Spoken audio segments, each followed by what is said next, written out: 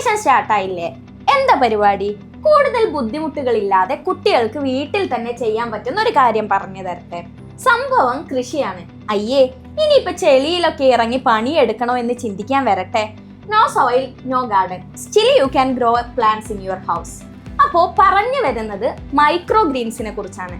എന്താണ് ഈ micro Green's എന്ന് ആദ്യം നമുക്ക് നമ്മുടെ ബയോളജി സാറിന്റെ അടുത്ത് ചോദിക്കാം. മൈക്രോ ഗ്രീൻസ് എന്ന് പറയുന്നത് മൈക്രോ പ്ലാന്റ്സ് തന്നെയാണ്. അത് നമുക്ക് ന്യൂട്രീറ്റീവ് ആയിട്ടുള്ള, അതായത് നമുക്കൊരു ബോക്സിലൊക്കെ ഒരു ടിഷ്യൂ ഒക്കെ വെച്ചിട്ട് കുറച്ച് ന്യൂട്രീറ്റീവ് വാട്ടറും ഒക്കെ നമ്മൾ പ്രൊവൈഡ് ചെയ്തിട്ടുണ്ടെങ്കിൽ നമുക്ക് ചെറുപയർ അതുപോലെ തന്നെ ഫെനുഗ്രീക്ക് പോലെയുള്ള കാര്യങ്ങളൊക്കെ നമുക്ക് ഗ്രോ ചെയ്യിക്കാൻ പറ്റും. അങ്ങനെയുള്ള മൈക്രോ ആയിട്ടുള്ള പ്ലാന്റ്സിനെയാണ് നമ്മൾ മൈക്രോ ഗ്രീൻസ് എന്ന് പറയുന്നത്.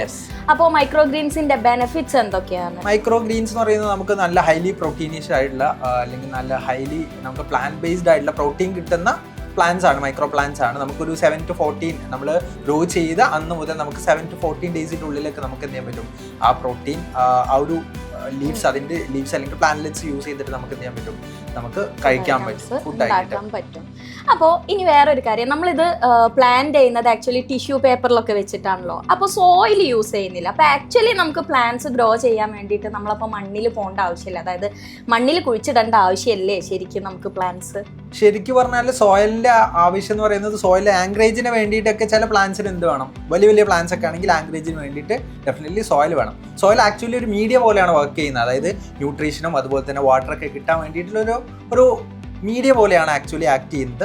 പക്ഷേ അതല്ലാത്ത സമയത്തും എന്ത് ചെയ്യാൻ പറ്റും, പ്ലാന്റ്സിനെ നമുക്ക് ഗ്രോ ചെയ്യാൻ പറ്റും. അതിനുള്ള ബെസ്റ്റ് എക്സാമ്പിളാണ് ഹൈഡ്രോപോണിക്സും അക്വാപോണിക്സും ഒക്കെ. അതുപോലെ തന്നെ എയറോപോണിക്സും നമുക്ക് എയറിൽ എന്ത് ചെയ്യാൻ പറ്റും, നമുക്ക് കൃഷി ചെയ്യാൻ പറ്റും. അപ്പോൾ ഇതൊക്കെ നമുക്ക് ചെയ്യാൻ പറ്റും. അപ്പോൾ സോയിൽ ഇല്ലെങ്കിൽ എവിടെ നിന്നാണ് ഈ ചെടികൾ വളരാൻ വേണ്ട അവർക്ക് കിട്ടേണ്ട ഒരു ഫുഡ് ഉണ്ടല്ലോ, ചെടികൾക്ക് വളരാൻ വേണ്ട ഫുഡ് കിട്ടുന്നത്? അപ്പോൾ ആക്ച്വലി എവിടെ നിന്നാണ്? നമ്മൾ ആകെ വാട്ടർ മാത്രമാണ് ചെയ്യുന്നതെന്നുണ്ടെങ്കിൽ വാട്ടർ മാത്രമല്ല, അതിന് ഹൈലി ന്യൂട്രീഷ്യസ് ആയിട്ടുള്ള എന്തെങ്കിലും കാര്യം നമ്മൾ വാട്ടറിൽ തന്നെ ഉണ്ടാവും. മിനറൽസ് കാര്യങ്ങളൊക്കെ നമ്മൾ വാട്ടറിൽ തന്നെ ഉണ്ടാവും. പക്ഷേ ഈ മൈക്രോ പ്ലാന്റ്സിന് നമ്മൾ വാട്ടർ മാത്രമായിരിക്കും പ്രൊവൈഡ് ചെയ്യുന്നുണ്ടാവും. പക്ഷേ അക്വാപോണിക്സും അതുപോലെ തന്നെ നമ്മൾ ഹൈഡ്രോപോണിക്സിനും നമ്മൾ അതുപോലെ തന്നെ എയറോപോണിക്സിലൊക്കെ നോക്കിക്കഴിഞ്ഞാൽ അതിൽ എന്തുണ്ടാവും, നമ്മൾ അതിന് ന്യൂട്രീഷ്യസ് ആയിട്ടുള്ള കാര്യങ്ങൾ നമ്മൾ സ്പ്രേ ചെയ്ത് കൊടുക്കും. എയറോപോണിക്സ് ആണെങ്കിൽ, അക്വാപോണിക്സോ അല്ലെങ്കിൽ ഹൈഡ്രോപോണിക്സ് ആണെങ്കിൽ നമ്മൾ അതിൽ എന്തുണ്ടാവും, അതിൽ വാട്ടർ നമ്മൾ പ്രൊവൈഡ് ചെയ്യും, ന്യൂട്രീറ്റീവ് വാട്ടറാണ് പ്രൊവൈഡ് ചെയ്യുന്നത്. അപ്പോൾ ഞാൻ പറഞ്ഞു നമുക്ക് സോയിലോ ഗാർഡനോ ഒന്നും ആവശ്യമില്ലാന്ന്.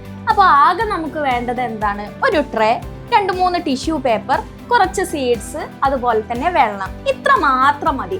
എങ്ങനെയാണ് അപ്പോൾ ഈ മൈക്രോ ഗ്രീൻസ് നമുക്ക് പ്ലാന്റ് ചെയ്യാൻ പറ്റുമെന്നൊന്ന് നോക്കിയാലോ? ഒരു ട്രേ എടുക്കുക.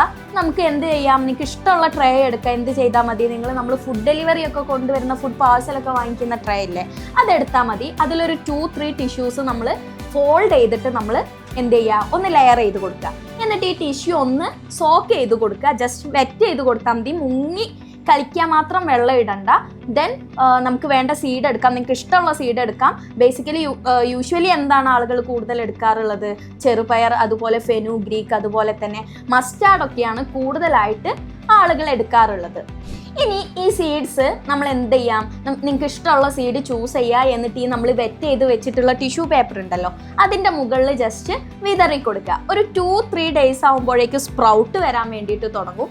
വെയിൽ കിട്ടാൻ വേണ്ടിയിട്ട് നമ്മുടെ ജനലിനരികെ വിൻഡോ സൈഡിൽ വെച്ചാൽ മതി. അതുപോലെ തന്നെ ഡെയിലി എന്ത് ചെയ്യാം, വാട്ടർ കുറച്ച് സ്പ്രേ ചെയ്ത് കൊടുക്കാം. ഞാൻ പറഞ്ഞ പോലെ തന്നെ ജസ്റ്റ് വെറ്റ് ചെയ്ത് കൊടുത്താൽ മതി. സോക്ക് ചെയ്യാൻ മാത്രം, അതായത് മുങ്ങിക്കിടക്കാൻ മാത്രമുള്ള വെള്ളം ഒഴിച്ചു കൊടുക്കേണ്ട ആവശ്യമില്ല. ഒരു 7th ഡേ ആകുമ്പോഴേക്കും നമ്മുടെ മൈക്രോ ഗ്രീൻസ് വളർന്നിട്ടുണ്ടാവും. അപ്പോൾ ഒരു 9th ഡേ ഒക്കെ ആകുമ്പോഴേക്കും നിങ്ങൾക്ക് ഈസി ആയിട്ട് ഇത് ഹാർവെസ്റ്റ് ചെയ്യാം. നമുക്ക് ഡയറക്റ്റ്ലി ഇത് കട്ട് ചെയ്തിട്ട് സാലഡ്സിൽ ഉപയോഗിക്കാം, അല്ലെങ്കിൽ തോരനായിട്ടൊക്കെ ഉപയോഗിക്കാൻ വേണ്ടിയിട്ട് പറ്റും. So try this easy method to grow microgreens in your home and let me know your progress in the comment section.